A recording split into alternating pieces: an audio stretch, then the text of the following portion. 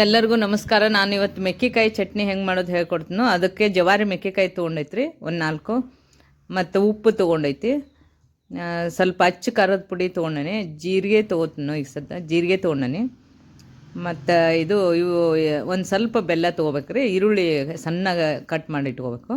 ಅದಕ್ಕೆ ಈಗ ಮೆಕ್ಕೆಕಾಯಿನ ಸಣ್ಣಗೆ ಕಟ್ ಮಾಡಿ ಇಟ್ಕೊಂಡಿದ್ದು ತೊಗೊಂಡನಿ. ಅದಕ್ಕೆ ಜೀರಿಗೆ ಹಾಕ್ಕೊಳಕತ್ತೈತಿ. ಅದಕ್ಕೆ ಜೀರಿಗೆ, ಉಪ್ಪು ಎಲ್ಲ ರುಚಿಗೆ ತಕ್ಕಷ್ಟು ಉಪ್ಪು ಹಾಕೋರಿ, ಜೀರಿಗೆ ಹಾಕ್ಕೊಳ್ರಿ.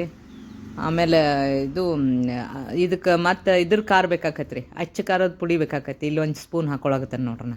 ಅಚ್ಚ ಖಾರದ ಪುಡಿ ಹಾಕ್ಕೊಂಡನಿ, ಜೀರಿಗೆ, ಉಪ್ಪು, ಅಚ್ಚ ಖಾರದ ಪುಡಿ ರೀ.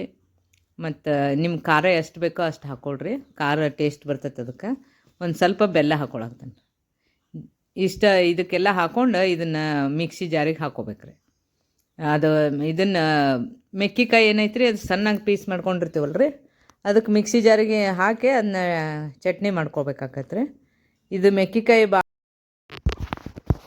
ಅಗದಿ ಹೆಲ್ದಿ ಫುಡ್ ರೀ. ಇದ್ರೊಳಗೆ ಇದನ್ನು ತಿಂದ್ರೆ ಇಮ್ಯುನಿಟಿ ಪವರ್ ಹೆಚ್ಚಾಗ್ತೈತೆ. ಅದಕ್ಕೆ ಇದನ್ನು ಬೈಕೆ ಊಟ ರೀ. ಇದು ಹೆಂಗೋ ಇದಕ್ಕೆ ಹಸಿರನ್ನ ಇರ್ತಾವೆ ನೋಡ್ರಿ, ಜವಾರಿ ಮೆಕ್ಕೆಕಾಯಿ ಅತ್ತಾರ, ಅದರಿಂದ ಭಾರಿ ಟೇಸ್ಟ್ ಬರ್ತೈತೆ. ಈಗ ಫುಲ್ ಮೆಕ್ಕೆಕಾಯಿ ಚಟ್ನಿ ರೆಡಿ ಆಗೈತೆ ನೋಡ್ರಿ. ಈಗ ಭಾರಿ ಟೇಸ್ಟ್ ಇರ್ತೈತೆ. ಮಾಡಿ ನೋಡಿರಿ, ಸಬ್ಸ್ಕ್ರೈಬ್ ಆಗಿರಿ, ಲೈಕ್ ಮಾಡಿರಿ, ಶೇರ್ ಮಾಡಿರಿ.